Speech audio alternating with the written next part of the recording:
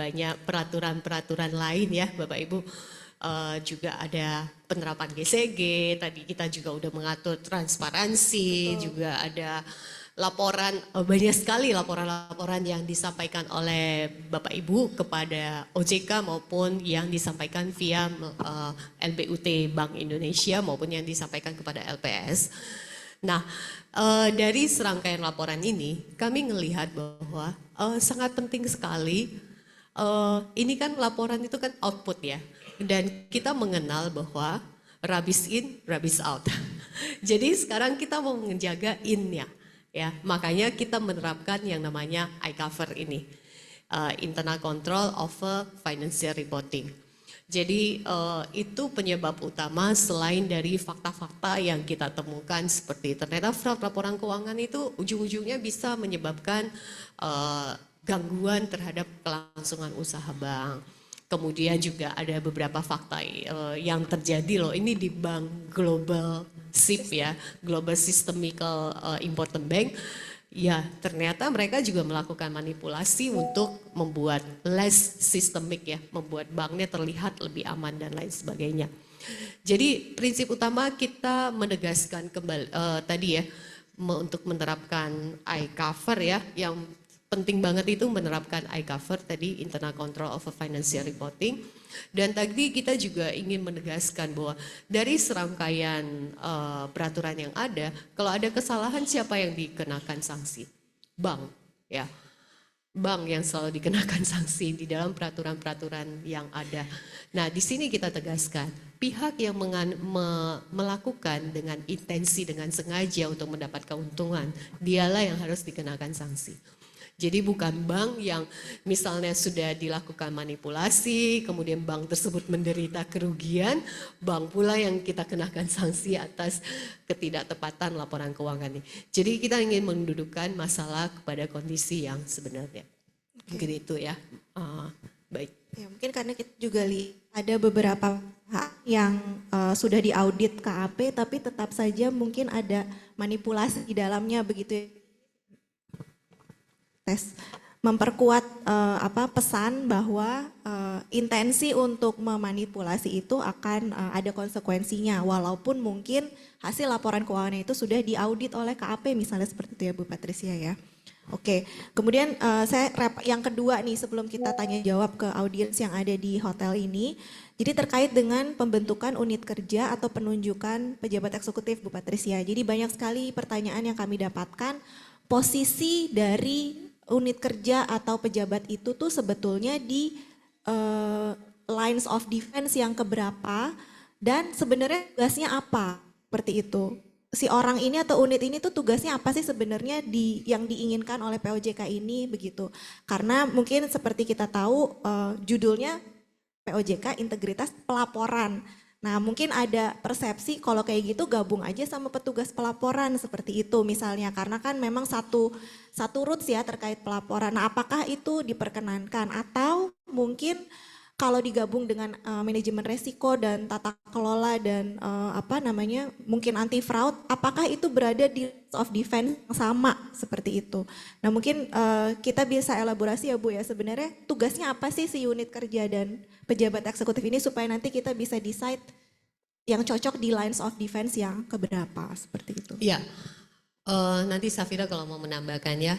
Untuk iCover ini pertama kan bank harus membuat kebijakan. Dan di dalam POJK ini kalau Bapak Ibu lihat di pasal 20 dari POJK, by the way Bapak Ibu udah download ya, POJK ini sudah tersedia di situs web OJK.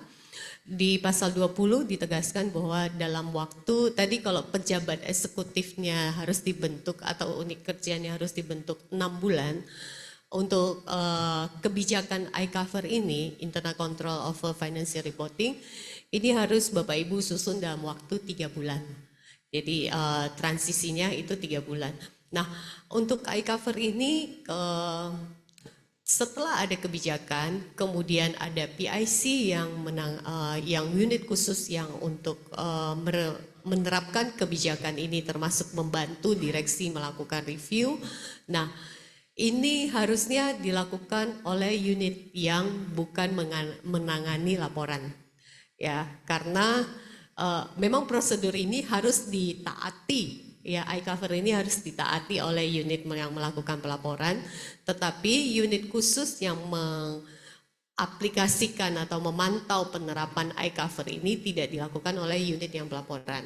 Jadi dia bukan ada di first line of defense, tetapi ada di second line of defense ya. Mungkin itu yang bisa saya sampaikan. Oke. Safira ada yang mau Mungkin mau ditambahkan tugasnya apa sih sebetulnya? Dia memantaunya bagaimana mungkin, kemudian apa hal-hal teknis yang harus dia lakukan secara rutin seperti itu di pekerjaannya? Iya, sedikit menambahkan. Jadi memang di dalam POJK ini kami mengatur secara principle based. Jadi memang di POJK ini diatur bahwa tanggung jawab dari unit kerja khusus itu adalah bertanggung jawab terhadap pencegahan kecurangan atau manipulasi dalam informasi keuangan atau laporan keuangan. Nah, tapi ini mungkin sebagai contoh Bapak Ibu bisa menyambungkan tadi ada pasal mengenai sistem informasi ya, sistem informasi yang wajib disediakan bank dalam mendukung proses pelaporan keuangan yang sesuai dengan standar akuntansi keuangan. Nah, jadi salah satunya bisa dengan unit kerja khusus ini bisa dengan memastikan bahwa memang sistem informasi tersebut telah tersedia dan tadi contoh-contoh early warning system yang sebelumnya kami jelaskan seperti misalnya ada segregation of duties, adanya pembatasan hak akses dalam sistem dan sebagainya itu memang sudah diterapkan karena di sini kuncinya memang adalah pencegahan kecurangan atau manipulasi ya Bapak Ibu. Jadi ini dalam rangka penerapan iCover tadi. Jadi sebelum terjadi tugasnya unit kerja khusus inilah yang melakukan tindakan-tindakan atau batasan-batasan yang bisa mencegah terjadinya kecurangan. Mungkin seperti itu tambahannya. Oke, jadi sebetulnya roots pekerjaannya itu lebih ke arah mirip-mirip kepatuhan atau manajemen resiko begitu ya, karena mengembangkan budaya untuk lebih aware, menghindari untuk aware dan melakukan pelaporan yang berintegritas seperti itu. Jadi dia tidak in charge ke bagian akuntansi, tidak in charge ke bagian pelaporan, tapi lebih kepada melakukan pencegahan sebagaimana tadi di manajemen resiko, kepatuhan dan juga mungkin anti fraud seperti itu. Jadi roots pekerjaannya lebih ke sana. Nah, mungkin saya lempar dulu kepada forum ya. Mungkin ada pertanyaan dari Bapak. Wow, banyak sekali Bu Petris. Oke, dari sebelah sini dulu ya. Ibu yang paling depan. Satu, kemudian dari sini Bapak yang ya Bapak. Enggak, Bapak yang kacamata. Iya, oke. Ya, yang udah nunjuk. Dua dulu itu ya. Silakan Ibu yang paling depan. Ada mic-nya? Itu ada standing mic sih di situ. Mic boleh dikasih. Ibu-ibu di situ aja, petugas akan datang. Ada lagi yang membawa mic, mungkin yang Bapak yang di tengah, yang kacamata, ya Pak tunjuk tangan, jadi bisa standby kan. Selamat siang Bu Patricia, Bu Andina dan Bu Safira. Nama saya Windy dari Bank Permata. Yang ingin saya tanyakan adalah terkait dengan definisi dari laporan keuangan yang dengan kesalahan saji material. Apakah maksudnya jika terjadi kondisi tindakan-tindakan yang diatur di pasal 3 kemudian baru masuk ke definisi kesalahan saji material atau memang ada definisi lain yang bisa dirujuk atas pengertian dari kesalahan saji material? Cukup itu saja. Itu saja ya, oke. Silakan Bapak.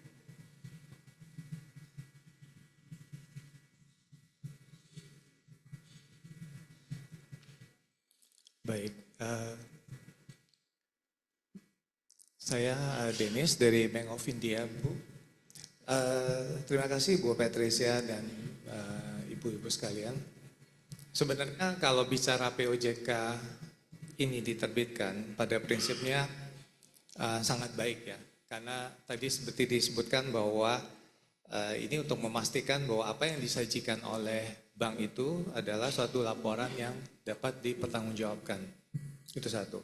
Tapi kami dari praktisi, Bu, kita coba melihat, saya coba mengamati terakhir ini OJK mengeluarkan banyak peraturan. Sebut saja di 2023 POJK 17 ya mengenai tata kelola, kemudian POJK 8 mengenai APU BPT dan seterusnya, dan sekarang di POJK ini ada kemiripan. Jadi ini semacam curiosity aja Bu Patricia, bahwa kenapa cenderung akhir-akhir ini itu POJK itu selalu bermuatan dengan ujung-ujungnya adalah denda, sanksi. Dan kalau kita lihat dari angka yang dikenakan itu cukup spektakuler ya. Karena dalam POJK ini saja minimal 2 miliar sampai dengan 50 miliar. Nah, apakah pada saat suatu POJK tadi itu disusun, apakah OJK sendiri juga sudah mempertimbangkan sebenarnya atau karena kan kayak POJK ini kan juga berlaku untuk semua jenis bank umum dan bank lainnya ya.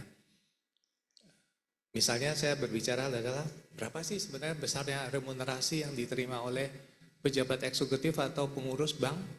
Kan sangat bervariasi ya Bu ya. Memang tujuannya ini kan kalau supaya orang patuh ya memang harus ada sanksinya, itu saya setuju. Tapi itu mungkin semacam feedback saja buat regulator ke depannya. Nah kemudian pertanyaan saya adalah begini, ini menyangkut masalah iCover. Itu juga benar, kalau saya tidak salah mungkin menganalogikan itu seperti kayak quality assurance ya Bu ya. Jadi memastikan apakah satu unit kerja yang bertanggung jawab dalam penyusunan laporan itu telah mengikuti kaidah-kaidah yang sebagaimana mestinya sesuai dengan standar akuntansi keuangan. Itu saya setuju, tapi pertanyaannya adalah sekarang dalam POJK disebutkan disesuaikan, kembalikan kompleksitas bank, bisa membentuk UKK tersendiri atau bisa dirangkap oleh fungsi kepatuhan, risk management atau anti fraud. Pertanyaan saya sama, karena kita ingat bahwa di fungsi yang the third line Sky itu salah satu fungsinya, kalau saya boleh membacakan, itu adalah juga dia melakukan membuat analisis dan penilaian di bidang keuangan, akuntansi, operasional dan seterusnya baik melalui pemeriksaan langsung maupun tidak. Jadi sebenarnya Sky ini sebenarnya juga sudah melakukan fungsi quality assurance. Bahkan dia punya power untuk melakukan rekomendasi terhadap tindakan sanksi yang akan dijatuhkan. Bagaimana sekarang korelasi antara pembentukan UKK ini dengan korelasi dengan yang dilakukan Sky, itu satu. Kedua adalah yang tadi, di dalam POJK 46 2017, terutama pasal 7 ayat 3 poin D, saya melihat bahwa ada larangan dengan jelas bahwa direktur kepatuhan itu dilarang untuk membawakan salah satunya fungsi keuangan dan akuntansi. Memang di sini pengertiannya adalah unit kerja yang akuntansi itu sendiri. Tapi tetap dalam konteks ini kan kalau second line juga diikutkan seperti tadi, yang sebenarnya pertanyaan yang terakhir saya adalah bagaimana regulator di dalam menentukan atau mengakses daripada pejabat eksekutif atau siapapun yang berasal dari kepatuhan, risk management dan anti fraud itu punya kapasitas dan kapabilitas dalam melakukan quality assurance tadi. Karena kalau orang yang mau melakukan quality assurance berarti dia harus tahu persis bagaimana standar akuntansi keuangan yang benar itu seperti apa. Sementara kita tahu bahwa compliance itu lebih cenderung eratnya dengan normatif, bagaimana memastikan kesesuaian atau tidak kesesuaian dari suatu unit kerja di dalam memahami atau menjalankan ketentuan yang berlaku. Nah sementara ini membutuhkan kalian khusus nih. Kalau di Sky iya, memang itu backgroundnya harus kuat di accounting. Mungkin seperti itu Bu Patricia dan Ibu-Ibu sekalian. Sebelumnya terima kasih. Ya, terima kasih Pak. Mau dijawab dulu atau dua lagi? Dijawab Dijawab dulu dulu ya. ya. Iya, menjawab nanti mungkin bantu yang jawab Pak Denis juga ya, Safira. Nah, menjawab pertanyaan Bu Denis ya, Bu Windy dari Bank Permata, sebenarnya salah satu material itu kita tidak mendefinisikan berapa angkanya, tetapi salah satu material itu bisa menyebabkan kesalahan pengambilan keputusan. Beberapa contoh salah satu material, misalnya di dalam, kalau mau dicontohkan adalah seharusnya aset itu dinilai misalnya 10 miliar, tetapi dinilainya menjadi 100 miliar atau menjadi 50 miliar. Sehingga terdapat perbedaan pencatatan dan pencatatannya tidak sesuai dengan standar akuntansi yang berlaku. Di mana valuation-nya tidak mengikuti kaidah dari standar ya, menyimpang jauh lah ya dari apa yang diatur di standar. Itu yang ingin saya sampaikan. Dan memang kesalahan ini sengaja dilakukan, misalnya aset tetap ini sengaja diakui besar supaya mungkin ada proses tertentu yang mendatangkan keuntungan bagi dia. Oke. Nah, kedua untuk pertanyaan Pak Denis, memang di sini ada fungsi Sky yang kami paham melakukan audit dan juga salah satu tugasnya itu adalah mereview akuntansi ya. Tetapi di sini yang ingin kami ambil adalah kalau Sky itu bertugas untuk mereview after. Nah, tetapi kalau yang unit khusus ini adalah dia membantu direksi untuk mereview dari awal inisial. Ya. Dan memang perlu memiliki kompetensi khusus sehingga kami serahkan lagi kepada bank apakah mau menunjuk unit khusus, ya, maksudnya mau membentuk unit khusus atau bisa dirangkap oleh sumber daya yang ada saat ini. Kalau seperti yang Bapak sebutkan, misalnya tidak bisa dirangkap oleh sumber daya yang ada saat ini, penunjukan khusus apakah akan menimbulkan biaya yang besar bagi bank dan apakah efisien ya. Nanti kami serahkan kepada bank, makanya tergantung kepada kompleksitas usaha bank. Dalam hal ini kan memang bank bisa untuk efisiensi dalam proses, saya bicaranya kalau konteks bank besar pasti harus mereka wajib memenuhi. Untuk bank yang misalnya kompleksitas usahanya tidak besar, tentu saja bisa dilakukan melalui mekanisme koordinasi, termasuk tadi ada beberapa transfer knowledge dari proses pemeriksaan KAP, misalnya sebelum KAP kan KAP juga masuk kepada bank ya Pak ya, melakukan review sebelum laporan keuangan tersebut terbit. Di dalam proses-proses tersebut bisa dilakukan fungsi tersebut Pak. Silakan Safira kalau ada yang mau ditambahin. Ya, terima kasih Bu Patricia. Ya Pak Denis, mungkin sedikit menambahkan terkait dengan denda tadi ya Pak ya. Jadi memang di dalam POJK ini mungkin perlu kami garis bawahi sekali lagi bahwa POJK ini menyasar bagi pihak-pihak yang memang melakukan tindakan yang dengan sengaja gitu, yang dengan sengaja dan memberikan keuntungan kepada pelaku tersebut atau pihak yang melakukan kecurangan tersebut gitu Pak. Jadi memang di sini istilahnya zero tolerance lah ya Pak ya terkait dengan pelaku-pelaku fraud ataupun window dressing dan sebagainya. Jadi memang POJK ini secara khusus arahnya ke situ gitu. Dan untuk sanksi pun sebenarnya untuk 2 miliar itu sudah ada benchmarknya di POJK Tata Kelola yang juga baru diterbitkan, itu juga nominalnya sama Pak. Mungkin itu yang bisa saya tambahkan, Patrice. Ya Bu, mungkin saya menanggapi yang dari awal kami sampaikan bahwa pengenaan tujuan POJK ini sangat baik. Kedua juga mengenai besarnya denda itu justru kita melihat bahwa ini sekarang akhir ini beberapa POJK itu mirip. Ya mungkin itu sudah satu standar dari regulator dalam hal ini OJK untuk menentukan. Nah kembali ke soal tadi Bu Patricia, di dalam konteks pembentukan UKK tadi, kalau misalnya suatu bank itu kan sekarang yang diperlukan adalah independensinya.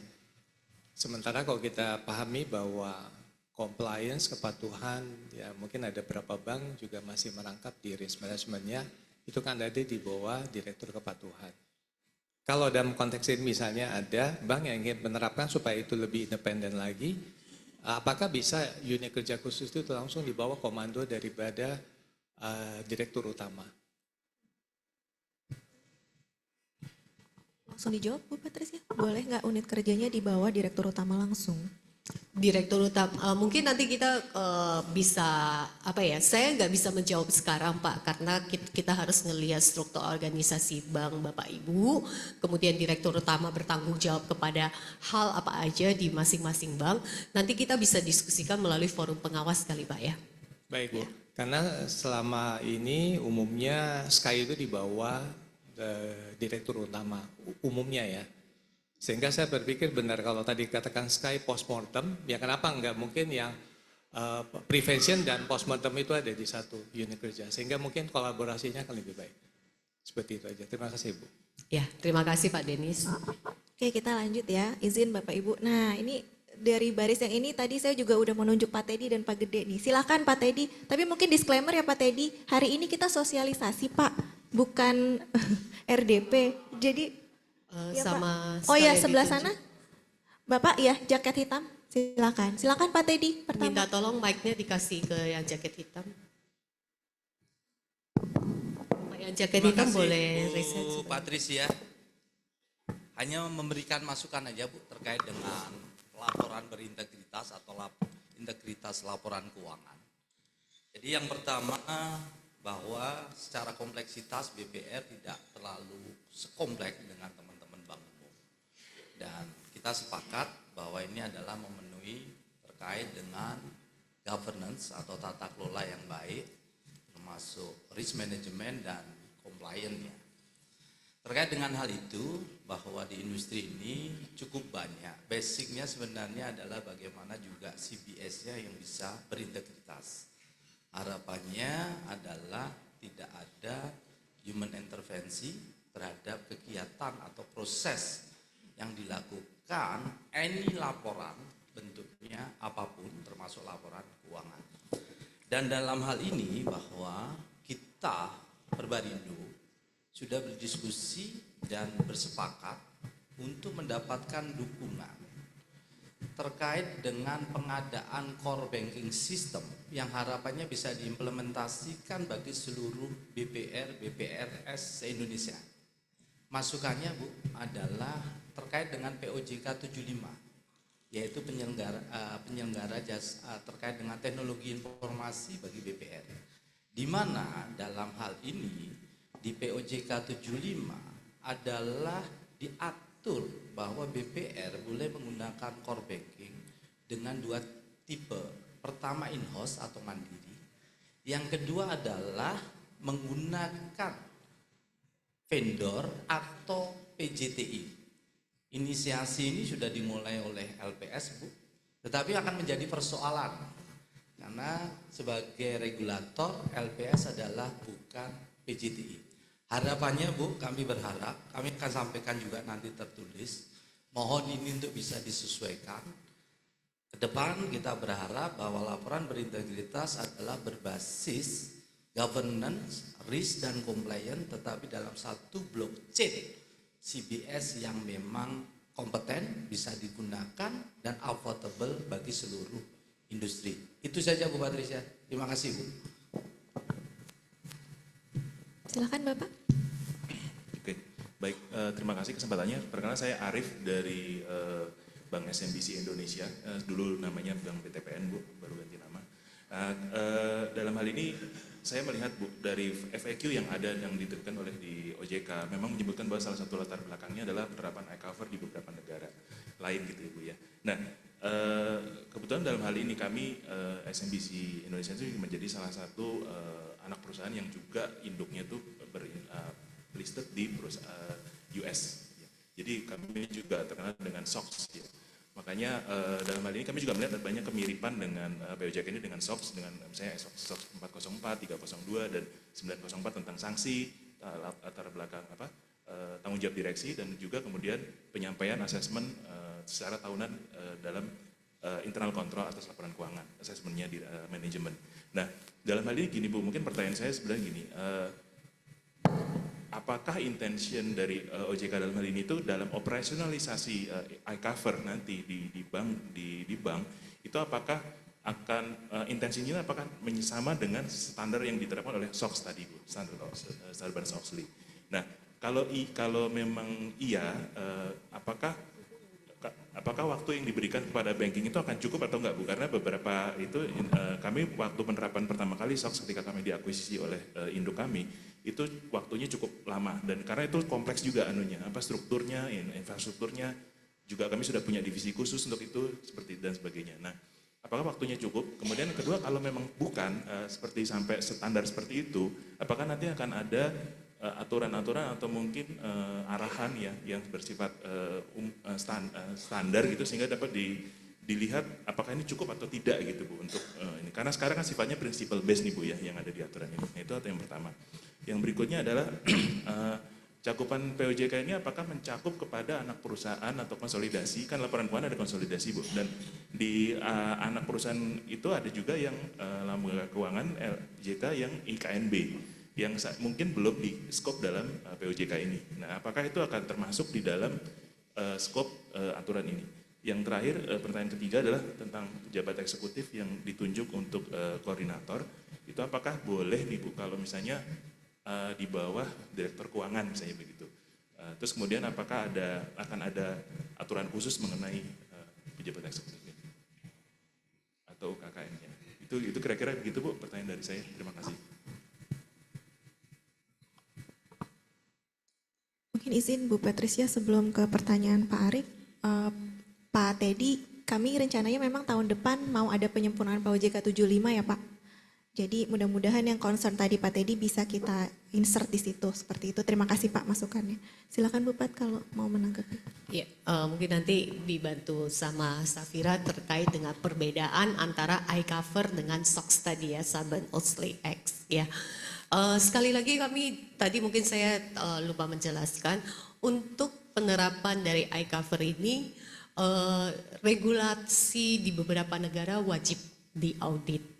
Kalau di POJK ini kami tidak mewajibkan audit ya atas penerapan iCover ini karena di beberapa negara kantor akuntan publiknya diwajibkan untuk audit. Tetapi mungkin Bapak Ibu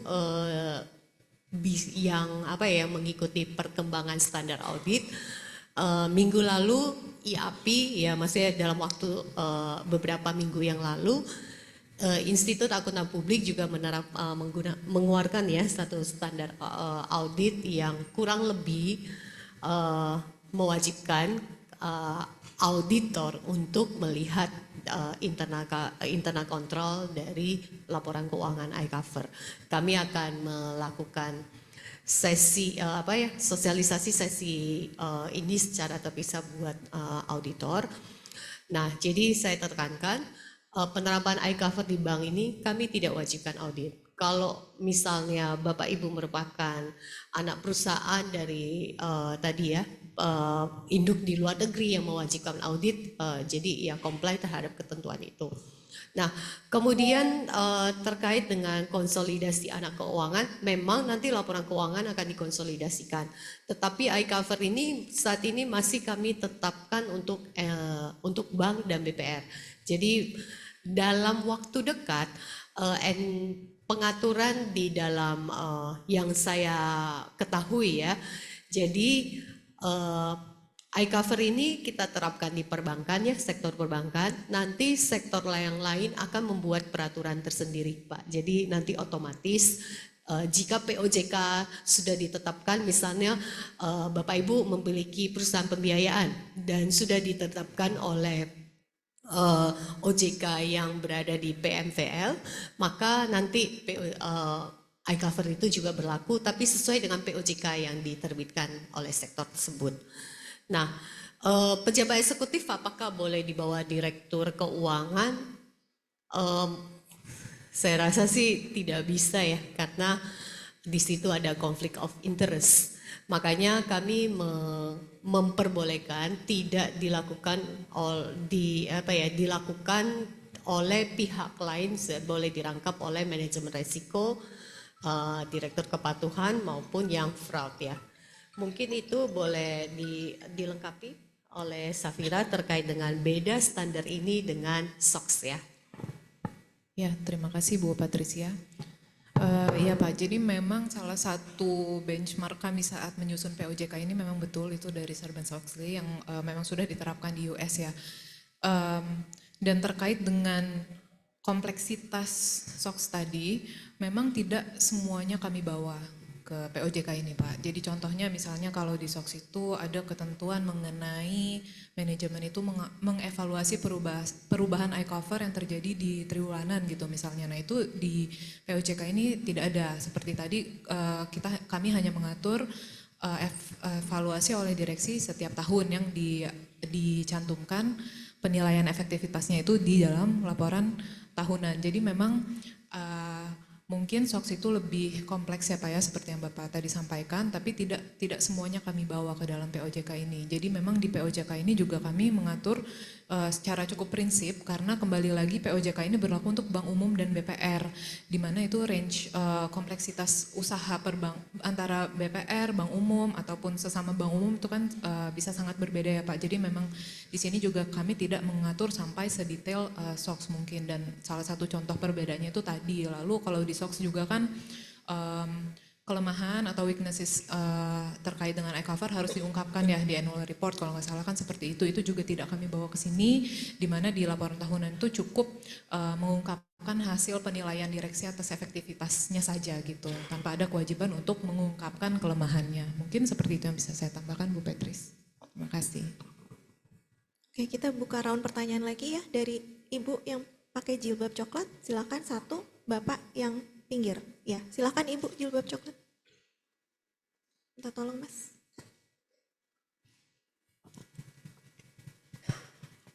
Baik, terima kasih. Perkenalkan, nama saya Dewi Mardalela dari BPRS Al-Barokah.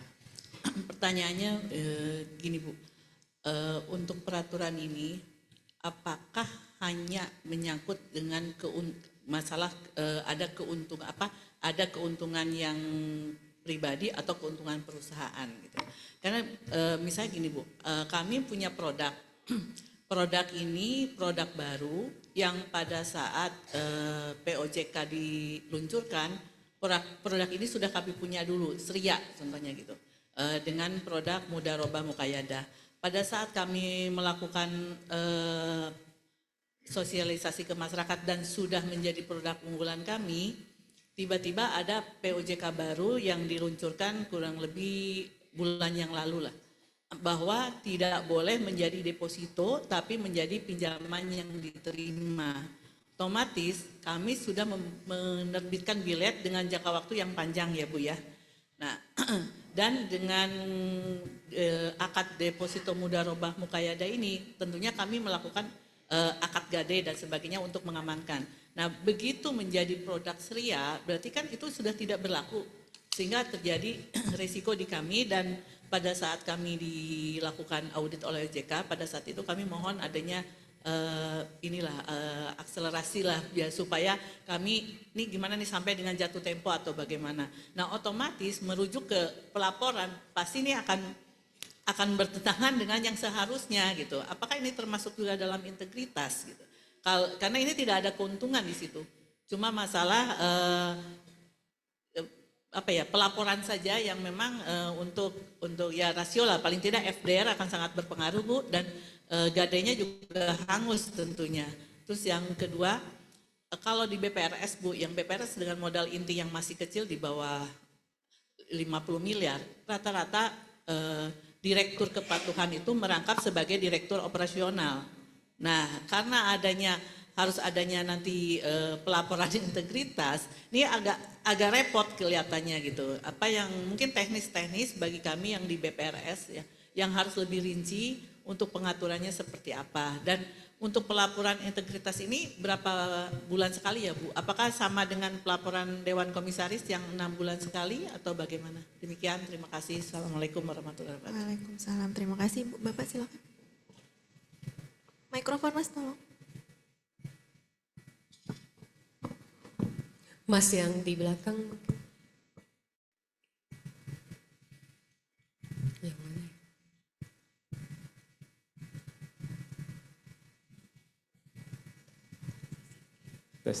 Baik, terima kasih Bu.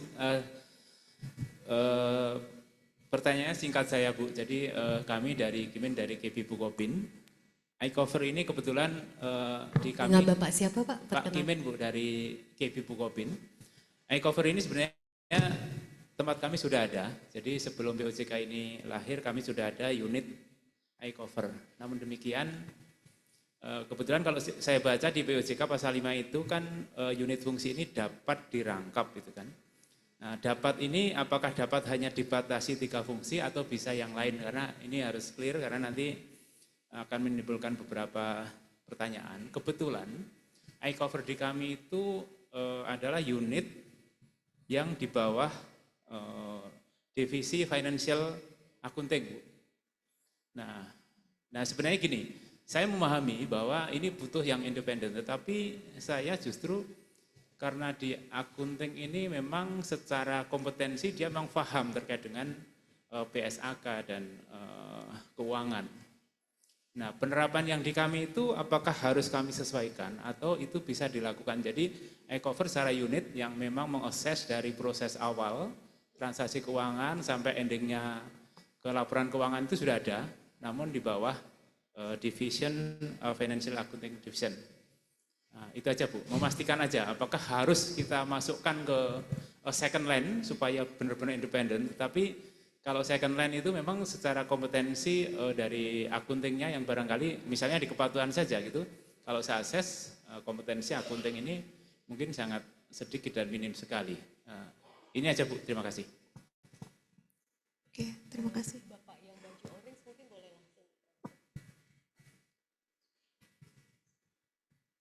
Baik, terima kasih Bu Patricia dan Ibu dari OJK. Saya Doni dari BNI, Bu. Tadi sudah disampaikan ya bahwa untuk laporan efektivitas dari penerapan iCover ini dilaporkan di annual report ya, confirm ya, bukan di laporan keuangan publikasi seperti LFR ataupun publikasi yang kami kita sampaikan di web gitu ya.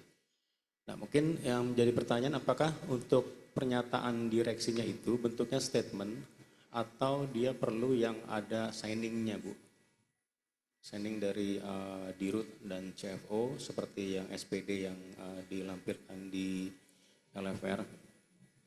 Lalu yang kedua, kapan akan mulai diimplementasikannya? Itu juga kami tanyakan. Lalu tadi sudah disampaikan mengenai kami kan konsolidasi ya Bu ya, di laporan annual report itu kan sifatnya konsol. Dan tadi sudah disampaikan bahwa perusahaan anak yang bukan bank itu belum menerapkan. Cuman yang jadi kami tanyakan adalah pada saat direksi memberikan laporan efektivitas dari penerapan ini, apakah including dengan penerapan yang juga harus dilakukan di perusahaan anak kami Bu? Atau hanya bank only laporannya, sifat penerapannya ini? Saya kira itu, terima kasih.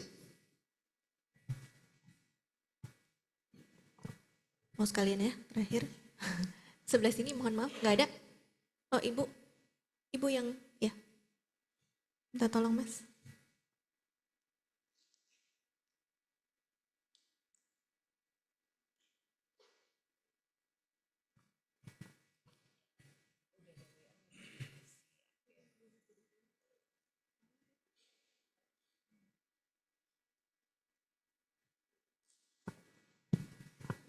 Terima kasih Bu Patricia, saya Ria dari Bank HSBC.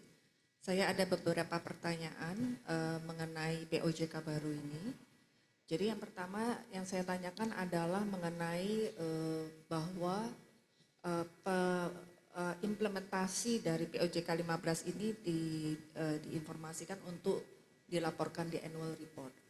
Nah, ini untuk annual report tahun berapa ya Bu ya? Karena kalau annual report tahun 2024, sedangkan POJK-nya aja kita baru bikin policy-nya baru selesai berarti sekitar Januari ya.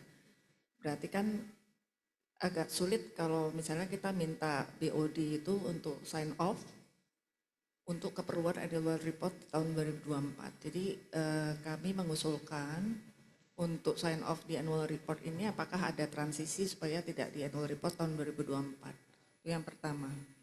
Kemudian yang kedua, apakah ketika direktur keuangan itu memberikan sign off dan dipublish di annual report, itu berarti akan ada satu prosedur di mana si UKK atau pejabat eksekutif tersebut sudah melakukan tugasnya. Nah, dalam konteks melakukan tugasnya itu, apakah nanti akan ada guidance semacam kayak prosedur atau format tertentu yang membuktikan bahwa UKK itu sudah melakukan tugasnya sehingga direktur keuangan bisa sign off dan yang kemudian untuk dipublish ke annual report. dan mengenai UKK ini juga Bu Patricia, saya rasa mungkin untuk bank mungkin kita punya concern yang sama mengenai capability dari orang atau pejabat eksekutif atau UKK yang akan bisa melakukan tugas untuk pencegahan manipulasi ini. Karena artinya berarti dia mesti mengerti mengenai apa yang dimaksud dengan control environment, kemudian juga minimum control requirement dan juga test of control atas financial reporting risk ya, untuk dia bisa menjalankan tugasnya. Jadi mungkin itu yang perlu dipertimbangkan untuk actual implementation-nya itu. Kalau misalnya dia nggak punya capability mungkin sulit juga ya, dia akan menemukan fraud dan manipulasi yang dilakukan misalnya ada di dalam satu entitas. Gitu. Terima kasih Bu Patricia. Baik, mungkin kita jawab dulu 4 pertanyaan ini dan nanti setelah ini mungkin memang kita rencana sampai 12.30 tapi karena memang masih banyak yang ingin bertanya, kami akan nanti kasih satu round lagi ya Bapak Ibu untuk menampung masukan-masukan dari Bapak Ibu. Tetapi jika 12.30 ada Bapak Ibu yang ingin rest terlebih dahulu, kami juga persilakan mungkin karena udah ada janjian dan lain sebagainya. Oke, yang BPR dulu. Ya mungkin yang BPRS tadi ya Ibu Dewi. Sebetulnya di sini kan kita mengatur mengenai intensi untuk melakukan manipulasi ya Bu ya. Itu yang jadi kunci utama POJK ini. Kalau tadi saya sepenangkapan saya ya Bu, adanya dalam tanda kutip keuntungan atau apa gitu ya.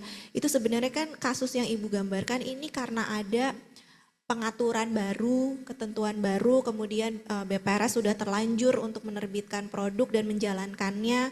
Kemudian karena ada perubahan ketentuan tersebut, maka dari sisi pencatatan mungkin ada dampak begitu ya, mungkin kelihatan ada keuntungan atau seperti apa, atau pencatatan yang mungkin tidak sesuai begitu ya Bu ya. Jadi kalau kami di sini sih melihat dengan informasi yang tadi disampaikan, sebetulnya itu tidak menjadi cakupan adanya pelanggaran atau manipulasi di sisi Ibu. Tapi berdasarkan informasi yang tadi disampaikan ya, karena kalau tadi kan ya karena perubahan ketentuan saja seperti itu. Seperti itu sih Bu, jadi kalau misalnya pun ada efek kepada laporan atau informasi keuangan, itu sepanjang memang tidak didasarkan dengan dari intensi untuk melakukan manipulasi ya, itu tidak termasuk dari yang dilarang di sini seperti itu. Kemudian untuk laporan ya, mungkin tadi ketika kita paparkan mengenai laporan belum ada batas waktunya, periodisasinya mungkin Bu Patricia dan Bu Safira ya. Tapi kalau di sini mungkin bisa saya summary-kan, ada 3 informasi atau laporan yang perlu disampaikan bank kepada OJK, begitu ya. Yang pertama adalah informasi kelemahan signifikan. Ini bentuknya pasti adalah laporan insidental atau ketika terjadi kondisi khusus saja. Jadi batas waktunya juga mungkin tidak seketat kalau laporan rutin begitu ya Bu Patricia ya. Kemudian kalau yang kedua, laporan pengendalian internal dalam proses pelaporan, ini kan dijadikan satu dengan annual report atau laporan tahunan. Berarti itu periodisasinya adalah setahun sekali Bu, gitu bersamaan dengan laporan tahunan. Jadi batas waktunya juga mengikuti batas waktu laporan tahunan. Kemudian yang ketiga, hasil pengawasan Dewan Komisaris di sini juga dilaporkan sebagai bagian dari laporan pengawasan rencana bisnis. Nah itu kan juga setahunan ya? Semesteran. Ya berarti dia batas waktunya juga mengikuti laporan pengawasan rencana bisnis di POJK RBB begitu. Mungkin itu ya Bu Patricia terkait BPR. Jadi berikutnya untuk menjawab pertanyaan, kita apresiasi ya Bank Bukopin sudah menerapkan iCover. Memang karena saat ini di accounting memang kita membutuhkan independensi, jadi dicarikanlah Pak tempat yang tepat ya. Dan menjawab juga pertanyaan dari Bu Ria HSBC, memang yang paling paham memang orang accounting ya. Tetapi kan ini adalah kontrol. Memang kita harus mencari sumber daya lain yang paham ini, tetapi tidak di bawah direktur keuangan atau CFO ya, tidak di bawah CFO. Nah, makanya kami memberikan transisi 6 bulan bagi Bapak Ibu.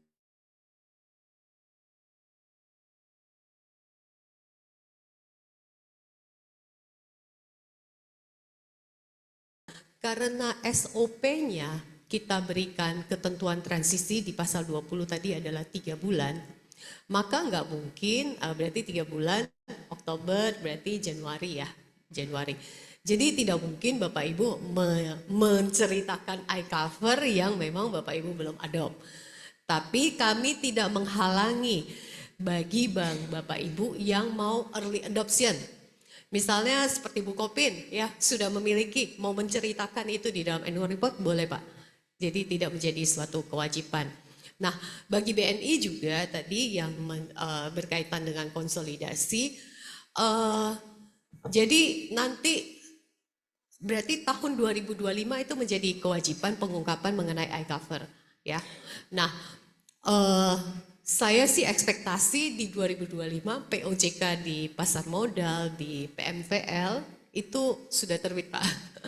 Jadi, kalaupun belum terbit, Bapak Ibu yang memiliki anak usaha mau menerapkan ini di dalam anak perusahaan, ya silakan voluntary ya. Voluntary mungkin karena anak usaha ini signifikan ya material terhadap konsolidasi. Saya rasa auditor juga akan require hal tersebut ya, mewajibkan hal tersebut untuk supaya iCover-nya diterapkan di anak usaha. Dan tidak ada salahnya memulai bersama-sama. Karena cepat atau lambat POJK mengenai iCover di pasar modal maupun di industri keuangan non-bank itu akan diterbitkan dalam waktu dekat. Ada pertanyaan apa lagi yang belum? Oh tadi. Pernyataan tadi ya, surat pernyataan yang dilakukan direksi mengenai penerapan iCover ini berbeda dengan comfort letter. Bapak Ibu saya mengenal ya, pada saat Bapak Ibu menerbitkan laporan keuangan audit kan menerbitkan pernyataan manajemen ya, yang kita sebut dengan comfort letter. Ini hanya berupa disclosure ya, mungkin nanti Mbak Safira boleh menambahkan. Silakan Safira. Ya, ya Bapak Ibu. Jadi sebenarnya di POJK ini kami tidak mengatur formatnya harus seperti apa. Tapi kalau kita mencontoh ke benchmark yang SOX tadi di US itu mereka hanya sebatas statement saja Bapak Ibu. Jadi ada di bagian dari annual report mungkin 1 atau 2 halaman yang isinya menceritakan mengenai penerapan iCover tersebut dan hasil penilaian direksi. Jadi harus ada statementnya gitu. Direksi menilai bahwa penerapan iCover misalnya efektif atau tidak efektif gitu. Dan tadi sebelumnya sudah kami sampaikan juga bisa ditambahkan dengan misalnya hal-hal yang sudah Bank Bapak Ibu lakukan dalam dalam implementasi iCover ini. Misalnya ada perbaikan-perbaikan apa yang dilakukan. Kalau di luar negeri itu juga harus mengungkapkan kelemahan di dalam iCover. Tapi di sini kami tidak wajibkan untuk diungkapkan, tapi kalau mau diungkapkan ya silahkan gitu. Jadi memang di sini free format Bapak Ibu, tidak ada aturan detail mengenai format untuk surat pernyataan tersebut. Gitu.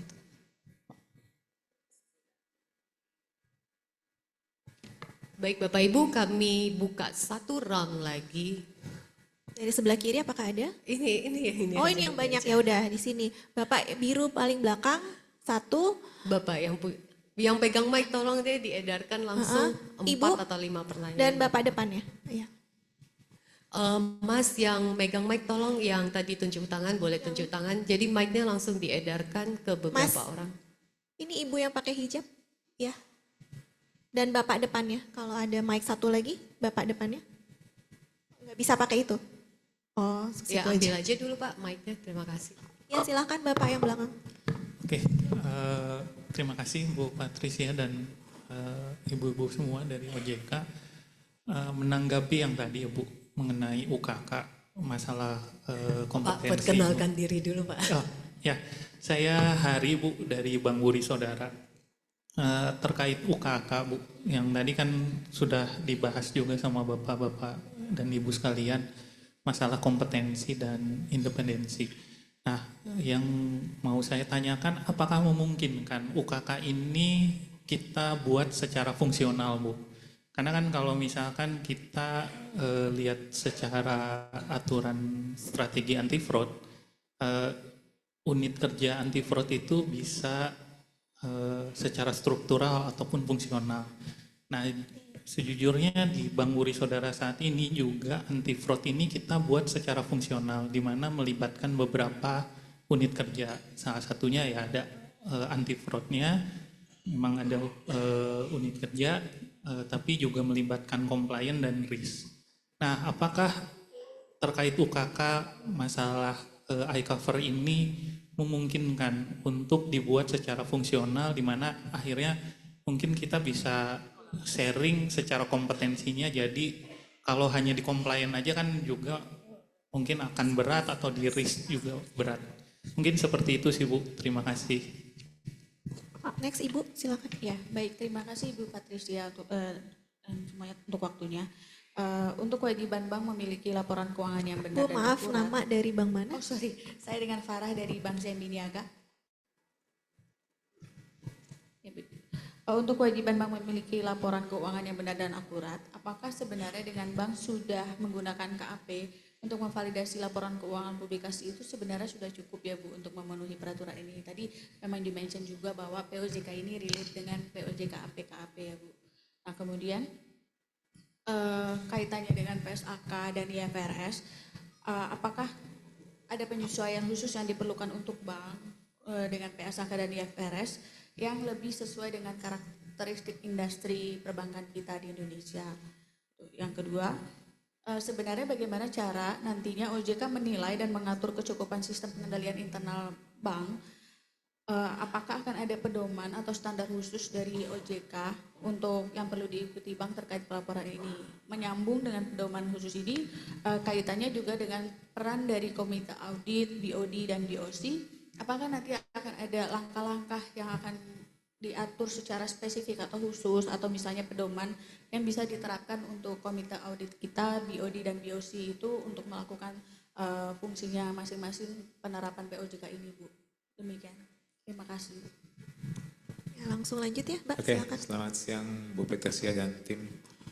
Saya Nanang dari Bank MNC. Pertanyaan saya, yang dimaksud dengan rekayasa atau manipulasi laporan keuangan itu mencakup apa saja? Yang kedua, tadi disebutkan untuk denda itu bisa dikenakan kepada individu atau bank.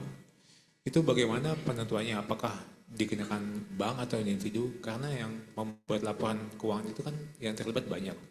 Ada maker, ada checker, bahkan approval sampai direksi.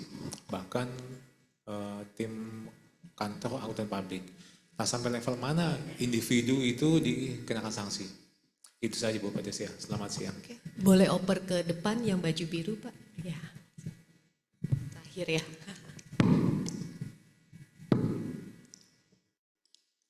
Halo, selamat siang Bu Patricia dan Ibu Safira. Perkenalkan, saya Felicia dari Superbank Indonesia, bank yang baru ya Bu di dunia perbankan.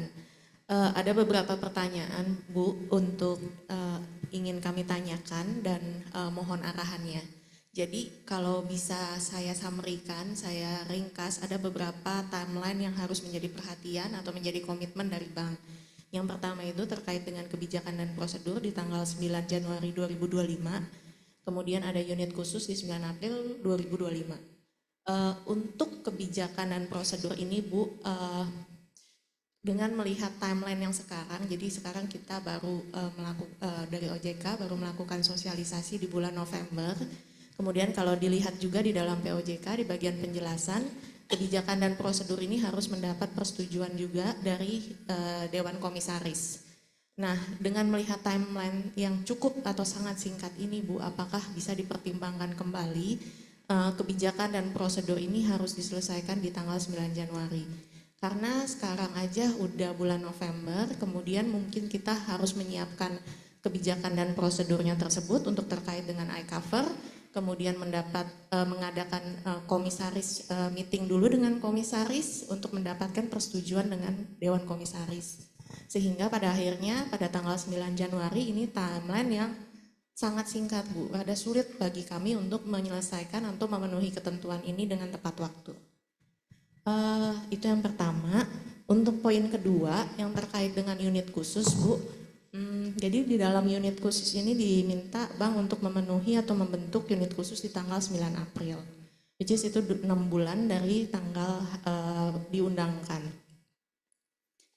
Ini juga yang menjadi pertanyaan kami. Yang pertama itu adalah kebijakan dan prosedur ini dilahirkan di tanggal 9 Januari, di mana unit khususnya ini baru terbentuk di tanggal 9 April.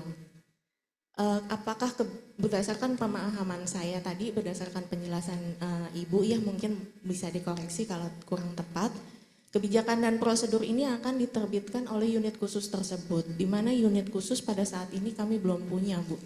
Dan kami memerlukan waktu untuk pembentukan unit khusus. Jadi misalnya kalau hari ini di bulan November kita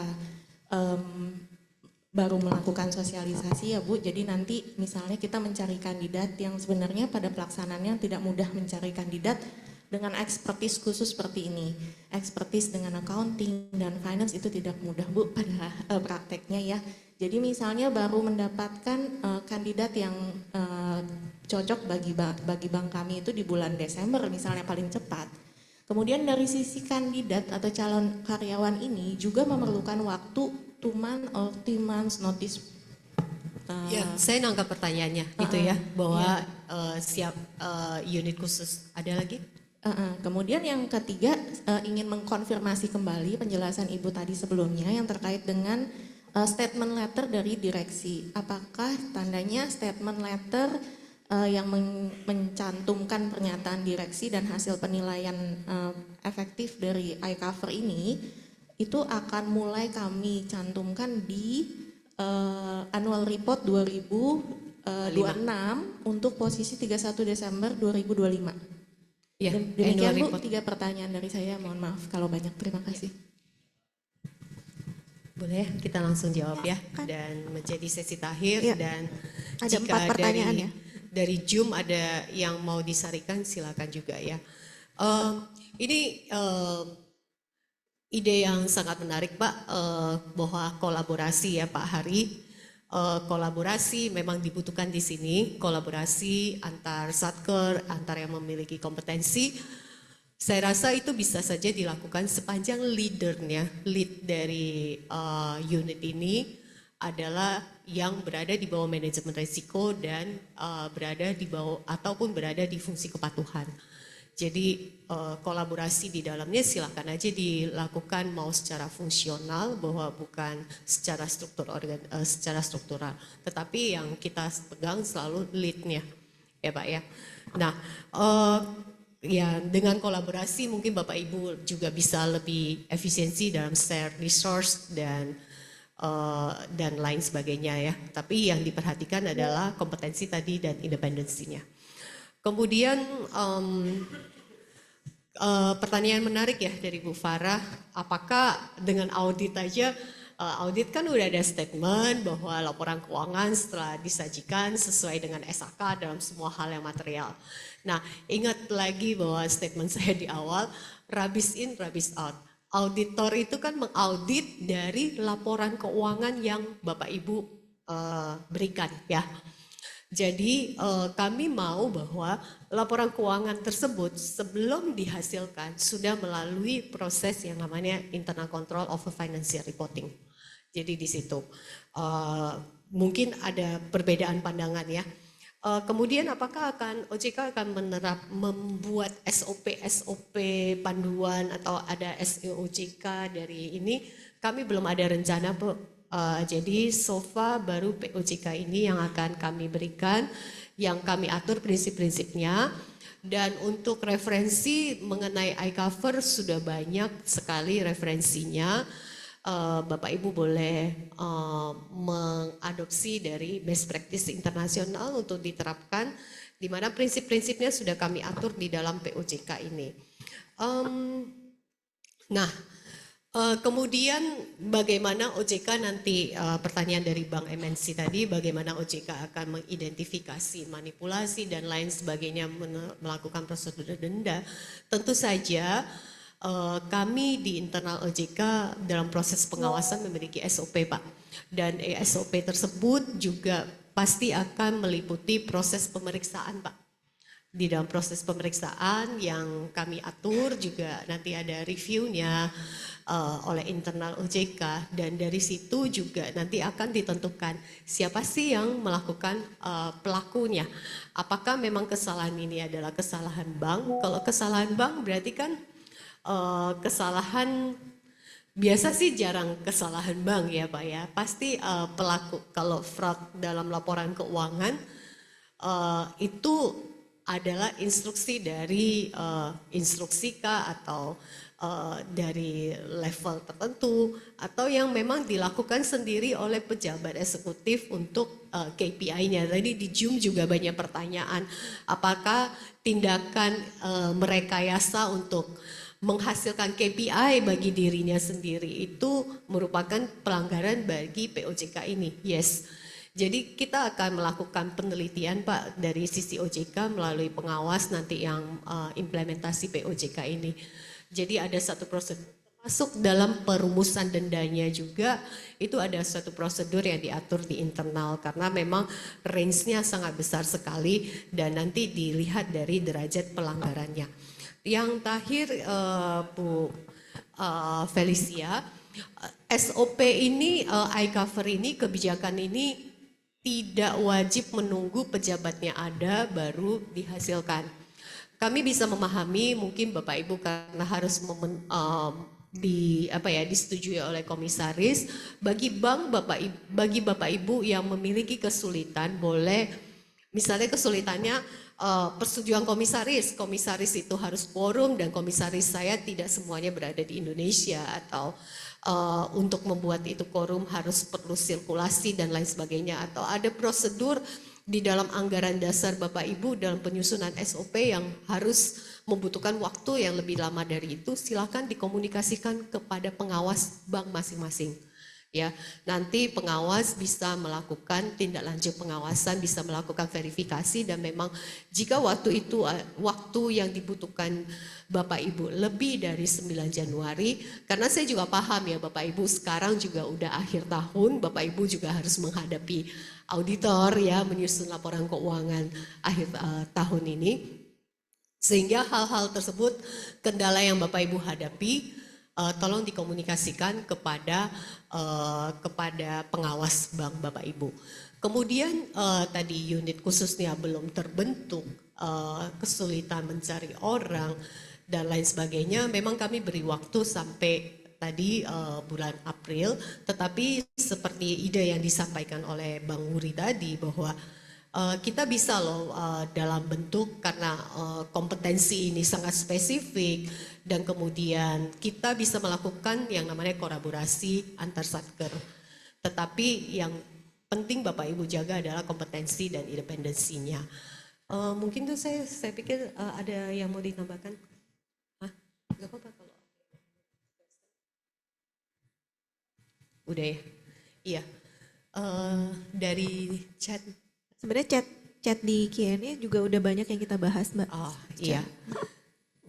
Bu, Ibu Patricia, mohon maaf. Tadi ada pertanyaan yang ketiga yang terkait konfirmasi kembali untuk direksi yang wajib menyampaikan laporan pengendalian. Itu tandanya pertama kali akan dapat kami sampaikan itu di untuk annual report 2024 2026 ya Bu ya. Iya, jadi kewajiban untuk disclose ya tadi udah saya sampaikan waktu Bank BNI bertanya sama tadi ya Bang Bukopin bertanya, kewajiban direksi mencantumkan informasi penerapan iCover ini di dalam annual report karena tadi kebijakannya baru ada di Januari, maka review atas iCover itu baru bisa dilakukan di 2025. Jadi adanya merupakan konten dari annual report 31 Desember 2025, tahun 2025 ya, yang dilaporkan ke OJK 2026. Tetapi kami mempersilahkan juga bagi bank Bapak Ibu yang mau early disclose boleh, yang mau disclose mulai dari 2024 ya nggak ada salahnya ya, silakan. Izin dari panitia, apakah bisa kita cukupkan? Ya, oke, kita kembalikan ke MC. Terima kasih. Sebentar Raffi, silakan. Iya, mungkin sedikit Mbak Dina menambahkan sedikit saja. Jadi di chat Zoom tadi kami lihat beberapa ada yang menanyakan terkait dengan ketentuan OJK mengenai pencatatan transaksi keuangan ya Bapak Ibu. Karena memang laporan keuangan kan disusun sesuai dengan standar akuntansi keuangan. Tapi di dalam POJK ini memang disebutkan serta ketentuan OJK mengenai pencatatan transaksi keuangan. Nah ini yang dimaksud adalah contohnya pedoman akuntansi perbankan bagi bank umum dan juga BPR yang nanti akan segera terbit. Ya, saat ini OJK tidak memiliki khusus untuk perbankan ya. Saat ini yang kami ketahui OJK tidak memiliki pengaturan yang berbeda sesuai dengan standar akuntansi. Ya, paling ada misalnya apabila ada pilihan, misalnya arus kasnya mau langsung atau tidak langsung, kita meminta bank untuk menerapkan salah satu pilihan. Tapi kalau yang berbeda dengan standar akuntansi saat ini sih belum ada. Jadi pada saat kami menyusun peraturan ini, siapa tahu ke depan ada, nanti Bapak Ibu juga pada saat penyusunan laporan keuangan memperhatikan hal tersebut. Beberapa hal yang mungkin kami juga menerapkan misalnya untuk pencatatan devisa hasil ekspor, bagi bank Bapak Ibu yang mengelola devisa hasil ekspor ya, kan menerima devisa hasil ekspor dari nasabah, kemudian yang diteruskan ke Bank Indonesia. Kami perbolehkan tidak disajikan sebagai DPK tetapi disajikan sebagai liabilitas lainnya. Nah mungkin ya hal-hal seperti itu ya Bapak Ibu ya. Tetapi so far sih kami tidak mengatur berbeda dengan standar akuntansi. Baik. Maaf Bu Patricia, tadi yang pertanyaan nomor 2 Bang MNC. Yang mengenai cakupan laporan yang dimanipulasi atau rekayasa itu cakupan apa saja itu aja? Apa yang didefinisikan rekayasa begitu? Kayaknya Safira ada kasih contoh ya di penjelasan. Silakan Safira. Iya Pak, nanti mungkin di POJK-nya bisa di-download Pak. Sudah ada di website OJK, jadi di penjelasan di pasal 3 itu kami memberikan contohnya manipulasi misalnya direksi dengan sengaja menyembunyikan atau memerintahkan kepada pegawai bank untuk menyembunyikan tagihan atau biaya yang signifikan. Terus misalnya tadi pejabat eksekutif dengan sengaja melakukan pengakuan pendapatan fiktif untuk mencapai KPI divisinya misalnya. Atau juga misalnya ketika PSP dengan sengaja meminta direksi untuk memperbaiki kualitas kredit atau pembiayaan dari suatu kelompok usaha. Misalnya hal-hal seperti itu Pak. Terima kasih. Oke, terima kasih. Baik, terima kasih atas partisipasi dan atensi Bapak Ibu. Mungkin nanti kalau misalnya masih ada pertanyaan, boleh kita email, kita terima email ya Bu Patricia ya. Nanti mungkin dari panitia bisa men-share alamat email dari PIC pengaturan masing-masing. Terima kasih Bapak Ibu, mohon maaf jika ada kekurangan, kami kembalikan kepada MC.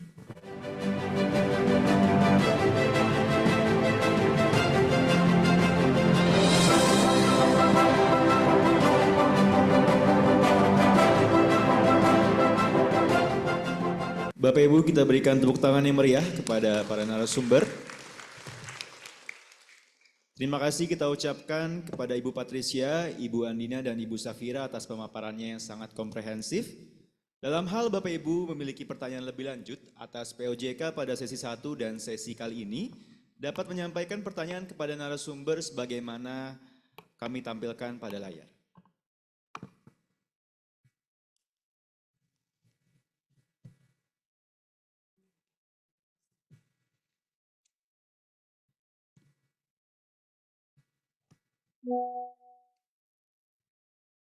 Selanjutnya, Bapak dan Ibu kita akan beristirahat sejenak.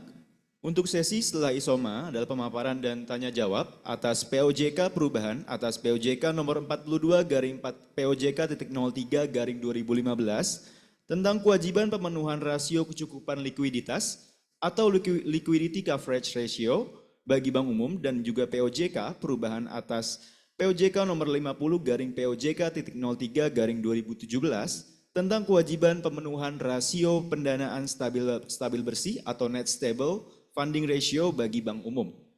Sosialisasi akan kembali kita lanjutkan pada pukul 14 waktu Indonesia Barat.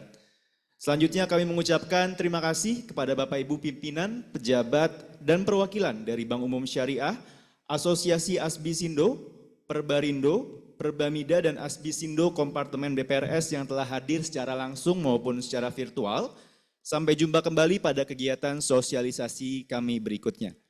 Bagi Bapak Ibu pimpinan, pejabat, serta perwakilan dari Bank Umum Konvensional, dan Asosiasi Himbara, Perbanas, Perbina, dan Asbanda, baik yang hadir secara langsung maupun secara virtual, kegiatan sosialisasi akan kita lanjutkan pada pukul 14 waktu Indonesia Barat. Selain itu dapat kami informasikan bahwa materi sosialisasi pada sesi 1 dan sesi kedua dapat Bapak Ibu akses melalui link bit.ly/ketentuan perbankan. Selanjutnya izinkan saya menutup sesi pagi hingga siang hari ini dengan sebuah pantun. Mohon dibantu cakepnya Bapak Ibu. Pergi ke pasar membeli sayuran dan ikan, pulangnya mampir untuk membeli roti. Masih terdapat 2 ketentuan yang akan disosialisasikan, sampai berjumpa kembali pada sesi siang nanti.